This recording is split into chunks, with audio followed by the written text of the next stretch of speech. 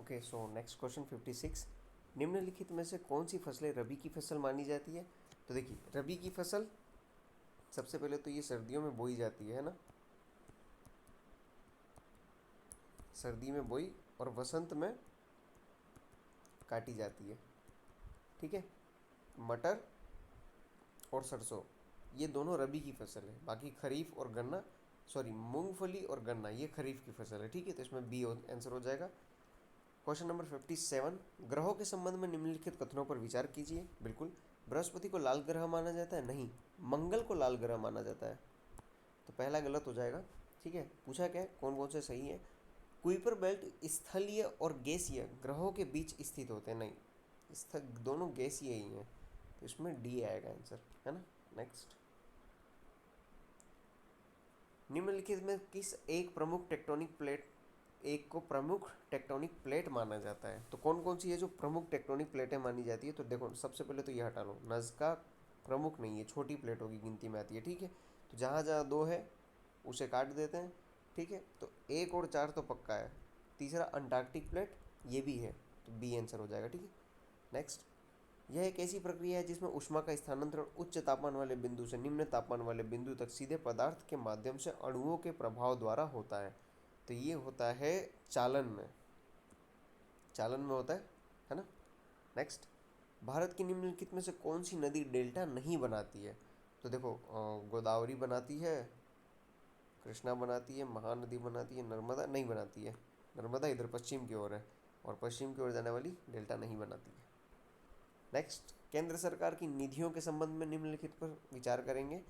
समेकित निधि और सार्वजनिक लेखा का संचालन कार्यपालिका द्वारा किया जाता है। ठीक है, भारत की समेकित निधि से कोई भी धन संसद द्वारा पारित कानून के अनुसार ही व्यय किया जा सकता है। तो ये तो राइट है। और पहला यहाँ पे इन लोगों ने गलत माना है, केजीएस ने। बट देखो, संचालन तो कार्यपालिका ही करती है, बट इसको विनियोग के माध्यम से नहीं निकाल सकते सार्वजनिक को। तो मैं इसके आंसर को छोड़ना चाहूँगा, है ना, क्योंकि उन लोगों ने तो इसमें बी आंसर माना है, केजीएस ने, बट मैं इसे छोड़ना चाहूँगा। ओके, नेक्स्ट, ये इंग्लिश मीडियम वाले देख लें एक बार।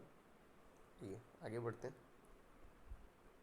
किस संविधान संशोधन अधिनियम के तहत राष्ट्रीय न्यायिक नियुक्ति एनजेक की स्थापना की गई थी? तो ये 99 संविधान संशोधन 2014 में किया गया था, और 2015 में सुप्रीम कोर्ट ने इसे असंवैधानिक ठहरा दिया था। ठीक है, नेक्स्ट, 63। भारतीय संविधान का निम्नलिखित में से कौन सा अनुच्छेद राज्य के लिए कानून के समक्ष समानता और न्याय को बढ़ावा देने वाली कानूनी प्रणाली सुनिश्चित करना अनिवार्य बनाता है? तो देखिए, राज्य के समक्ष कानून अनिवार्य, तो फिर तो ये तो 39A में आएगा। ठीक है, 39A, वो लीगल एड वाला और डीपीएसपी का प्रावधान, बिल्कुल। नेक्स्ट, ग्राम न्यायालय के संबंध में निम्नलिखित कथनों पर विचार कीजिए। ये फिर से इनके टेस्ट 21 या 22 में ऐसे में ये क्वेश्चन था। यह फौजदारी और दीवानी दोनों न्यायालयों की शक्तियों का प्रयोग कर सकता है? बिल्कुल। ग्राम न्यायालय के न्यायाधिकारी की नियुक्ति राज्य सरकार द्वारा सर्वोच्च न्यायालय के परामर्श से, नहीं नहीं नहीं, नहीं। फिर स्टेटमेंट रिपीट किया इन लोगों ने, हाई कोर्ट आएगा यहाँ पे सर्वोच्च न्यायालय की जगह। न्यायाधिकारी के पास प्रथम श्रेणी न्यायिक मजिस्ट्रेट के समान शक्तियाँ और अधिकार क्षेत्र होते हैं। तो ये राइट है। देखो, ग्राम न्यायालय एक इसका डेडिकेटेड अधिनियम है जो कि 2008 का एक्ट है। ठीक है, तो इसमें आएगा सी आंसर। नेक्स्ट, राष्ट्रीय आपातकाल, मतलब बात हो रही है आर्टिकल 352। ओके, अनुच्छेद 358 केवल अनुच्छेद 19 के अंतर्गत मौलिक अधिकारों तक ही सीमित है? बिल्कुल। अनुच्छेद 359 अनुच्छेद 20 और 21 को छोड़कर मौलिक अधिकारों के प्रवर्तन को निलंबित करने की अनुमति देता है। तो इसमें दोनों राइट है ना। Next, question number 66। भाषाई अल्पसंख्यकों के लिए विशेष अधिकारी के संबंध में निम्नलिखित कथनों पर विचार कीजिए। ओके, 44वें संविधान संशोधन अधिनियम द्वारा अनुच्छेद 350B को जोड़ा गया था, जो भाषाई अल्पसंख्यक के लिए एक विशेष अधिकारी के प्रावधान से संबंधित है। तो देखिए, ये गलत है यहाँ पे, 44th नहीं, 7वां संविधान संशोधन था, है ना। तो ये पहला गलत होता है। दूसरा, उनकी नियुक्ति भारत के राष्ट्रपति द्वारा की जाती है? बिल्कुल, 350B जो ऊपर लिखा हुआ है उसी में ही, है ना, सेकंड राइट होगा। नेक्स्ट, मुख्य सतर्कता आयुक्त का वेतन भत्ता और सेवा की शर्त किसके समान होती है? तो ये यूपीएससी के अध्यक्ष के समान होती है ना। निम्नलिखित में से कौन सी एकात्मक शासन प्रणाली की विशेषता है? तो सशक्त केंद्र, एकल नागरिकता, अखिल भारतीय सेवाएं, ये उपयुक्त सभी। नेक्स्ट, भारतीय संविधान की प्रस्तावना में निम्नलिखित में से किस प्रकार के न्याय की गारंटी दी गई है? न्याय की बात कर रहा है ना, तो देखिए सामाजिक, आर्थिक और राजनीतिक न्याय दिया जाएगा। ओके। नेक्स्ट, भारत का संविधान अपनी अंतिम शक्तियां किससे प्राप्त करता है? तो भारत की जनता से, ये रहा भारत के लोग। ओके। नेक्स्ट, भारतीय संविधान का निम्नलिखित में से कौन सा अनुच्छेद न्यायिक समीक्षा के सिद्धांत से संबंधित है? तो आर्टिकल 13 है ना। 13 कहाँ गया? ये रहा 13। ठीक है। नेक्स्ट, एक बार ये सब देख लीजिए आप, इंग्लिश मीडियम। आइए नेक्स्ट क्वेश्चन 72। ओके। 87वां संविधान संशोधन अधिनियम ने किस जनगणना के आधार पर निर्वाचन क्षेत्रों के परिसीमन का प्रावधान किया था? तो ये था 2001 की जनगणना के आधार पर, है ना। आइए नेक्स्ट, राज्य विधान परिषद के सृजन या उन्मूलन के लिए राज्य विधानसभा में किस प्रकार के बहुमत की आवश्यकता होती है? तो देखिए सबसे पहले तो आर्टिकल 169 की बात हो रही है, विधान परिषद के सृजन या उन्मूलन। तो राज्य विधानसभा विशेष बहुमत पारित करेगी और जो संसद है वो साधारण बहुमत करेगी। ठीक है। नेक्स्ट, राज्य चुनाव आयुक्त को किस आधार पर पद से हटाया जा सकता है? तो राज्य चुनाव आयुक्त को उच्च न्यायालय के न्यायाधीश को हटाने के लिए निर्धारित आधारों पर हटाया जा सकता है। इनके लिए कोई डेडिकेटेड नहीं है ना, बस लिख दिया गया है कि इनके ही आधार पर, इनके जैसे पे हटा दिया जाएगा। 75, राज्यसभा के पास अनुदान की मांग पर मतदान करने की शक्ति नहीं होती है। बिल्कुल। कराधान से संबंधित धन विधेयक राज्यसभा में प्रस्तुत नहीं किया जा सकता है। बिल्कुल। देखो, यहाँ अनुदान की मांग पर मतदान की बात कर रहे हैं और यहाँ पे मतदान वगैरह के बारे में कुछ है ही नहीं, तो व्याख्या तो नहीं कर रहा है, इसलिए भी लगाओगे, इस वजह से भी आप लगाओगे तो ये इसका एक्सप्लेनेशन नहीं कर रहा है। बाकी राइट दोनों स्टेटमेंट है, तो इसमें बी आएगा, है ना। 76, हाल ही में चर्चा रही बोल्सेना झील किस देश में स्थित है? तो ये है इटली में। करंट अफेयर का क्वेश्चन है।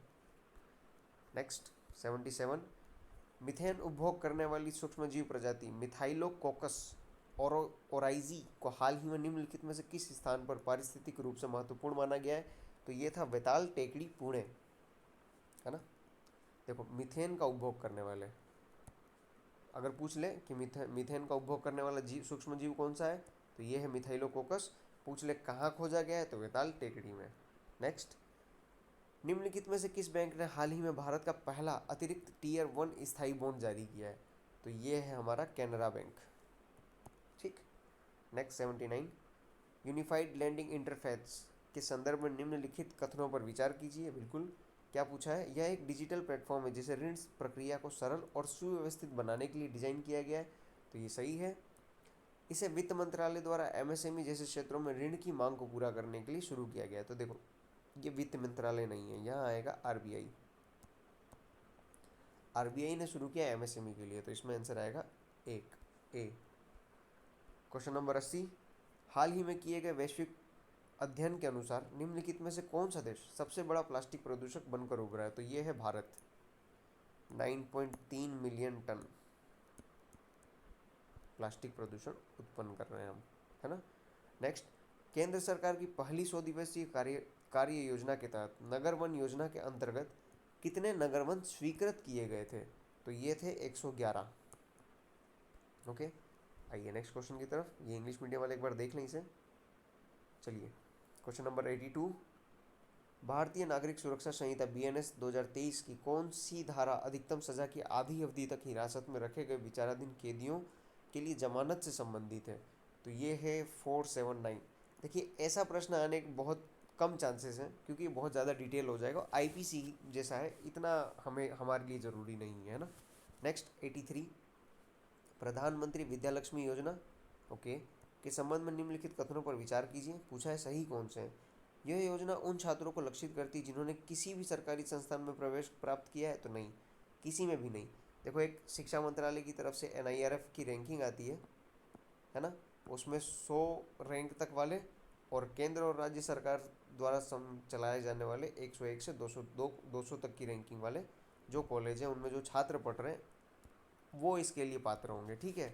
नेक्स्ट, इसमें केवल वे छात्र शामिल हैं जिनकी वार्षिक पारिवारिक आय 10 लाख रुपए है, तो ये भी गलत है। 8 लाख रुपए है तो है, तो इसमें दोनों गलत हो जाएंगे, इसमें डी आएगा। ठीक है। नेक्स्ट 84, 2025 में दृष्टिबाधित महिलाओं के लिए होने वाले पहले T20 वर्ल्ड कप का आयोजन किस देश में किया जाएगा, तो ये हमारा प्यारा भारत।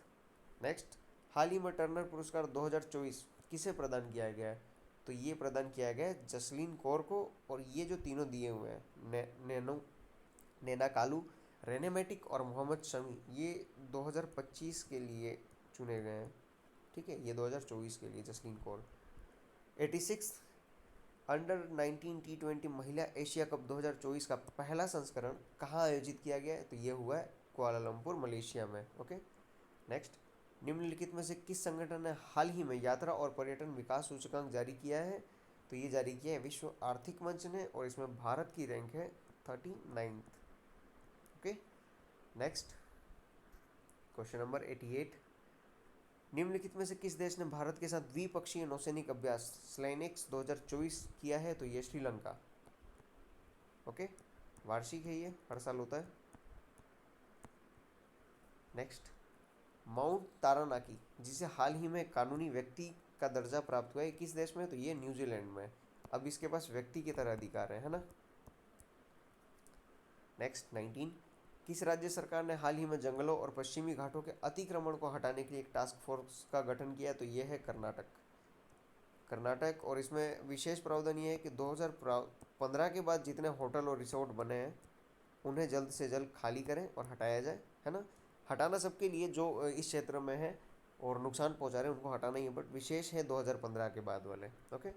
नेक्स्ट, सुकन्या समृद्धि योजना के संबंध में निम्नलिखित कथनों पर विचार कीजिए। पूछा क्या है, कौन से सही है। यह योजना वर्ष 2015 में बेटी बचाओ बेटी पढ़ाओ अभियान के तहत शुरू की गई थी, बिल्कुल। संचालन महिला और बाल विकास मंत्रालय द्वारा नहीं, वित्त मंत्रालय करता है इसका संचालन। किसी भी महीने या वित्तीय वर्ष में जमा की जाने वाली राशि की संख्या पर कोई सीमा नहीं है, बिल्कुल। देखिए, न्यूनतम सीमा है, न्यूनतम है 250 रुपये, अधिकतम है 1.5 लाख रुपए, और जो भी अब इसके आगे 1.5 लाख की होगी वो 100 के गुणक में होगी। ओके, और इसके ऊपर कोई सीमा नहीं है। ठीक है, तो इसमें आंसर हो जाएगा, दो गलत है ना, तो 1 और 3 सी। नेक्स्ट, निम्नलिखित में से किस संगठन ने राज्य और राज्य सार्वजनिक विश्वविद्यालयों के माध्यम से गुणवत्तापूर्ण उच्च शिक्षा को विस्तार शीर्षक से नीतिगत रिपोर्ट जारी की है, तो ये है नीति आयोग। ऐसी रिपोर्ट्स नीति आयोग ही जारी करता है देश में, है ना। आइए इंग्लिश मीडियम वाले एक बार ये देख लें। क्वेश्चन नंबर 93, हाल ही में किस राज्य सरकार द्वारा धर्मांतरण विरोधी विधेयक लाया गया है, तो ये है राजस्थान। ओके, 10 साल की जेल हो जाएगी आपको, 50,000 का जुर्माना है। ठीक। नेक्स्ट, हाल ही में खबरों में रहा स्टील डोम किस देश द्वारा विकसित किया गया है, तो स्टील डोम क्या है, वायु रक्षा प्रणाली है ना, और ये विकसित किया गया है तुर्की के द्वारा। ऑस्ट्रिया के फेडरल चांसलर के रूप में किसे नियुक्त किया गया है, तो ये नियुक्त हुए हैं क्रिश्चियन स्टोकर। 95 का A, Christian Stoker. 96, the great consolidator Lal Bahadur Shastri and the transformation of India पुस्तक के लेखक कौन है, तो इसके लेखक है संजीव चोपड़ा। ये बीएसएफ की स्थापना के बारे में ज़्यादातर ये बुक बताती है। ओके। नेक्स्ट, प्रोजेक्ट 135.6 यार्ड 1259 के तहत हाल ही में गोवा शिपयार्ड लिमिटेड जीएसएल द्वारा लॉन्च किए गए दूसरे फ्रिगेट का नाम क्या है, तो इसका नाम है तवस्या, है ना। ये क्रीवाक श्रेणी के फ्रिगेट बना रहे हैं ये लोग। इसमें पार्टनरशिप है रशिया प्लस इंडिया, 2 इंडिया बनाएगा और 2 रशिया बनाएगा, टोटल 4 बनने इस श्रेणी के, है ना। नेक्स्ट 98, अंतर्राष्ट्रीय संग्रहालय दिवस प्रत्येक वर्ष किस तिथि को मनाया जाता है, तो ये है 18 मई को मनाया जाता है, और 1977 में इसकी शुरुआत की गई थी। ठीक है। नेक्स्ट, हाल ही में किस कंपनी ने वैश्विक ब्रॉडबैंड इंटरनेट प्रदान करने के उद्देश्य से प्रोजेक्ट कुइपर नामक निम्न पृथ्वी कक्षा उपग्रह नेटवर्क लॉन्च किया, मतलब LEO में, लो अर्थ ऑर्बिटल में, तो ये है अमेजोन का। ओके। क्वेश्चन नंबर 100, घोघला बीच, जहां पहले खेलो इंडिया बीच गेम्स का आयोजन किया गया है, कौन से राज्य केंद्र शासित प्रदेश में है? तो ये है दमन और दीव में। नेक्स्ट, कूलाम के नियम के अनुसार यदि दो बिंदु आवेशों के बीच की दूरी को दुगना कर दिया जाए तो स्थिर विद्युत बल पर क्या प्रभाव पड़ता है? तो देखिए, स्थिर विद्युत बल पर प्रभाव पड़ता है, यह घटकर एक चौथाई रह जाता है। ठीक है, देखो इस नियम के अनुसार बल और दूरी दोनों व्युत्क्रमानुपाती है। ठीक है, नेक्स्ट, विद्युत फ्लक्स का विमीय सूत्र क्या है? तो विद्युत फ्लक्स का विमीय सूत्र है ML3। ओके, ML की पावर 3, T की पावर-3, A की पावर-1। ओके, 103, निम्नलिखित में से किसे पदार्थ की पांचवी अवस्था के रूप में जाना जाता है? तो यह है बोस आइंस्टीन कंडन स्टेट्स, और ये 1995 में खोजा गया था। ओके, कैल्शियम कार्बोनेट CaCO3 की क्रिस्टल संरचना क्या है? तो यह है trigonal. Okay, next question, Mollusca संघ के संबंध में निम्नलिखित कथनों पर विचार कीजिए। पूछा क्या है, कौन से सही है? तो यह जंतु जगत का दूसरा सबसे बड़ा संघ है। ओके, संघ के सदस्यों के मुख में रेड्यूला नामक एक अंग होता है, ये भी राइट है। बॉम्बिक्स मोलस्का संघ से संबंधित है? तो नहीं, बॉम्बिक्स तो रेशम कीट है ना, बॉम्बिक्स रेशम कीट के परिवार से संबंधित है, और ये ऑर्थोपोडा संघ से है। ठीक है, तो इसमें आंसर हो जाएगा ए। इंग्लिश मीडियम वाले ये देख लें। नेक्स्ट क्वेश्चन 106, निम्नलिखित में से किसे तालाब की रेशमी घास पॉन्ड सिल्क के नाम से जाना जाता है? तो यह है स्पायरोगाइरा, जो कि एक प्रकार का शैवाल है। ओके, नेक्स्ट, निम्नलिखित में से किस जीव में जैकबोसन अंग पाया जाता है? तो ये सांप में पाया जाता है।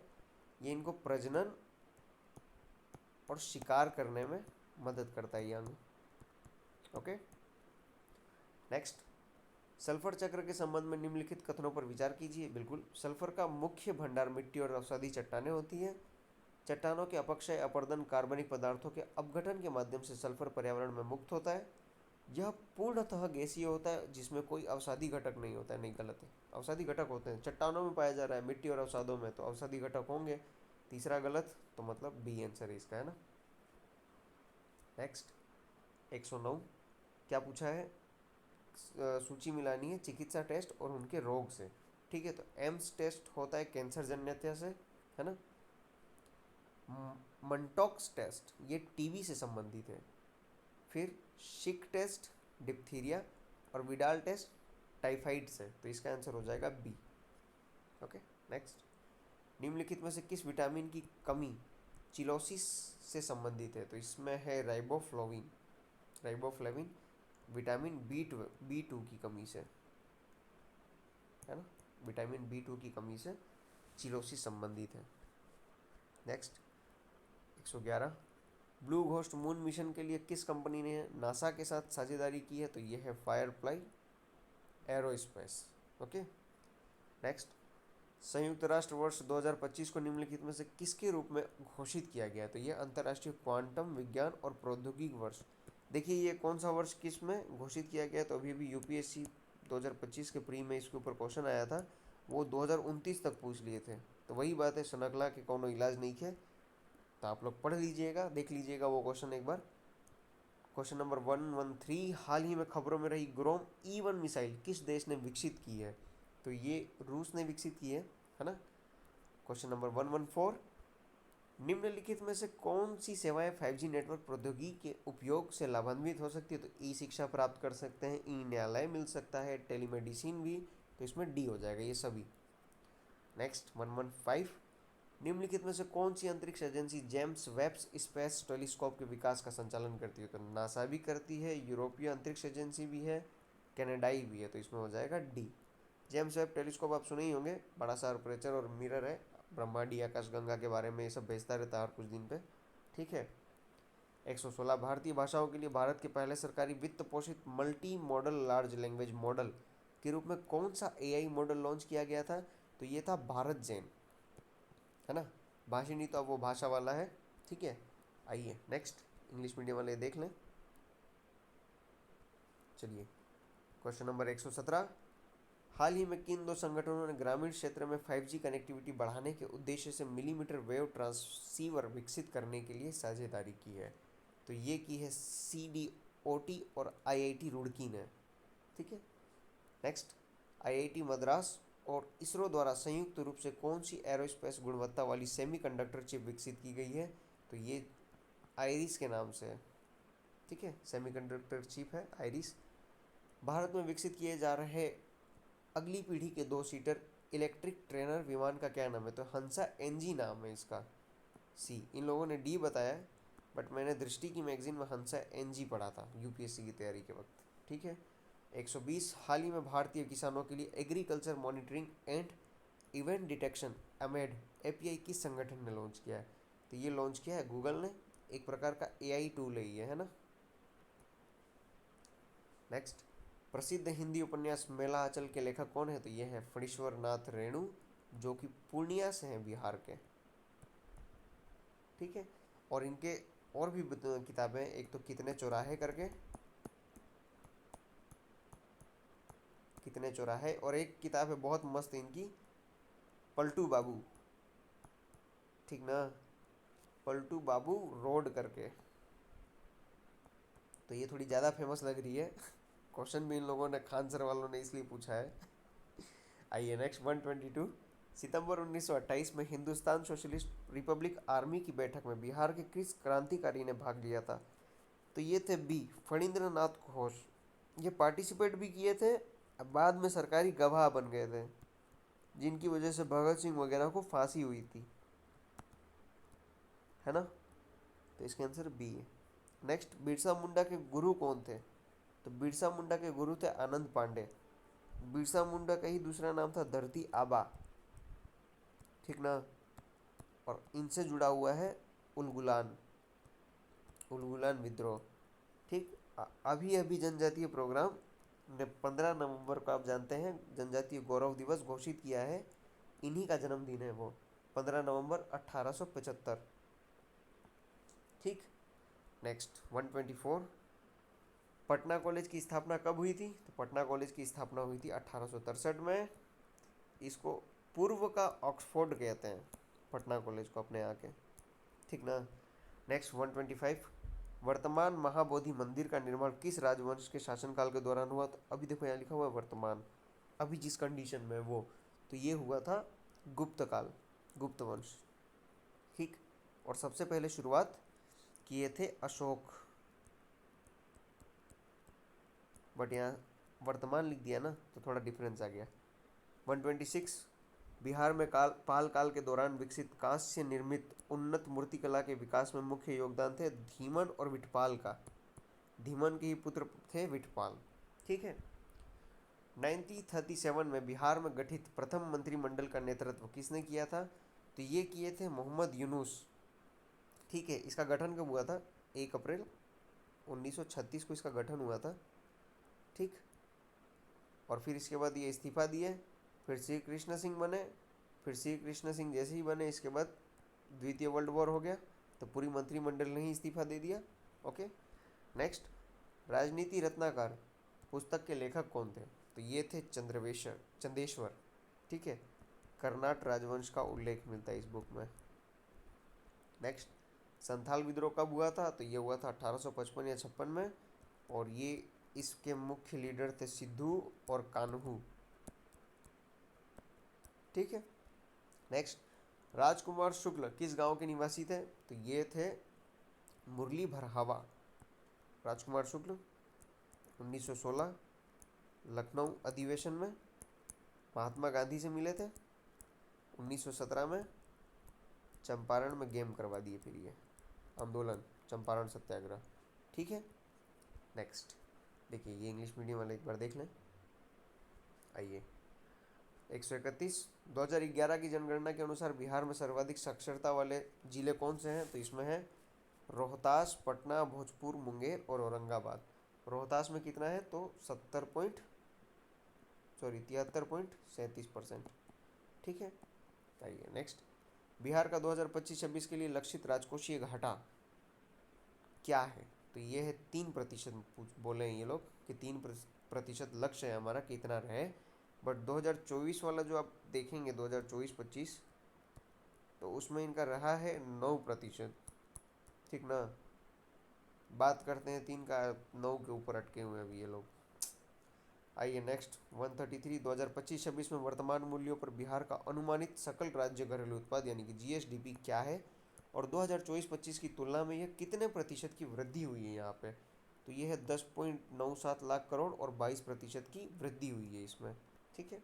नेक्स्ट, हाल ही में जारी बिहार आर्थिक सर्वेक्षण के अनुसार बिहार के सकल राज्य घरेलू उत्पाद जीएसडीपी में विभिन्न क्षेत्रों का योगदान क्रमशः कितना है। तो ये है ए सेवा क्षेत्र 58.6%, उद्योग 21.5% और कृषि 19.9%। देखो ऐसे वाले जो क्वेश्चन है ना इकोनॉमी के, ये ज़्यादा इंपॉर्टेंट है, इन्हें या तो लिख लो साइड में डाटा, ये पूछ लेते हैं लोग। पाइराइट खनिज बिहार के निम्नलिखित में से किस जिले में पाया जाता है। तो देखो पाया जाता है रोहतास में। पाइराइट पूरे बिहार में 95% मिलता है। ठीक है। और ये पाइराइट क्या है, तो एक लोह यौगिक है। ठीक ना। और इसका पाइराइट का यूज़ क्या है, सल्फ्यूरिक अम्ल बनाने में काम आता है। ठीक है। नेक्स्ट 136, निम्नलिखित में से कौन सी नदियाँ बिहार में गंगा नदी की बाएं तट की सहायक नदी है। तो बाएं तट का मतलब जैसे कि अगर ऐसे गंगा आ रही है ना, तो इधर से आके मिलती है। अब यहाँ जो सोन लिखा हुआ है वो इधर से आती है, अमरकंटक की तरफ से, एमपी की तरफ से। तो सोन तो पहले कट गया। ठीक है। घाघरा, गंडक और बागमती, ये तीनों बाएं तट की सहायक नदियाँ हैं। तो इसका आंसर हो जाएगा सी। नेक्स्ट, 2011 की जनगणना के अनुसार बिहार के किस जिले में शहरी जनसंख्या सबसे कम है। तो ये है शिवहर। शिवहर में शहरीकरण बहुत कम है। ठीक है। देखो ये जो नदी वाला था ना बिहार में बाएं तट की, 2024 के यूपीएससी के पेपर में वो गंगा नदी में मिलने वाली नदियों का वो पूछ लिया था, पूर्व से दक्षिण सॉरी पश्चिम से पूर्व की ओर जमाइए, दे दिया था गंडक, गोमती, घाघरा, बूढ़ी गंडक, और पूछ लिया था कि इनको लाइन से जमाइए। तो एक बार वो देख लेना, सीक्वेंस देख लेना है ना। ठीक है। नेक्स्ट 138, बिहार में 2018-19 और 2022-23 और 23-24 के बीच दूध, अंडा और मछली के उत्पादन में कितनी वृद्धि हुई। तो इसमें ए है दूध में 27.3, अंडा 85.7 और मछली 45% की वृद्धि हुई। ठीक है। नेक्स्ट 139, वित्तीय वर्ष 2023-24 के अंत में बिहार सरकार का कुल बकाया ऋण कितना था। तो बिहार सरकार के ऊपर कुल कर्ज है 3,32,741 करोड़ रुपया, जिसमें से ये लोग 17,606 रुपया ब्याज दिए हैं। ठीक है। नेक्स्ट, बिहार में प्रति व्यक्ति ऊर्जा खपत 2012 में 134 किलोवाट से बढ़कर 2024 में कितनी होगी। तो ये हो गई 363 किलोवाट, बहुत ज़्यादा वृद्धि हुई है। नेक्स्ट, अब देखिए यहाँ से मैथ्स के क्वेश्चन आने लगे, तो मैथ्स के आप लोग खुद करेंगे। 141 का बी, ठीक है, 142 का सी, 143 का बी, 144 का बी, 145 का डी, 146 का सी, 147 का सी, 148 का सी, ठीक है, 149 का 149 का डी और 150 का डी। ठीक है। आप लोग ये क्वेश्चन देख लीजिए। ठीक है। हिंदी में यहाँ पे दिया हुआ है। ठीक है। इसमें दोनों में डी डी आंसर था। Okay guys, thank you. ऐसे ही मैं फुल लेंथ टेस्ट आपको ला ला के देता रहूँगा, आप लोग सॉल्व कीजिए। और ये क्विक रिवीजन है, जल्दी जल्दी जितना हो सके कवर कर लीजिए, क्योंकि फास्ट रिवीजन ही करना है। अब तो एक बार आप सब पढ़ चुके होंगे, नहीं भी पढ़ चुके होंगे तो मैं इसमें डिटेल थोड़ा बहुत एक्सप्लेनेशन बता ही रहा हूँ, तो थोड़ा काम हो जाएगा। और जो इकोनॉमी वाला पार्ट है वो इम्पोर्टेंट है इसमें। ठीक है। इकोनॉमी वाला जो पार्ट है, जो ये लोग इकोनॉमिक सर्वे और इसका जो डाटा दे रहे हैं, वो बहुत इंपॉर्टेंट है। ठीक है। Thank you guys.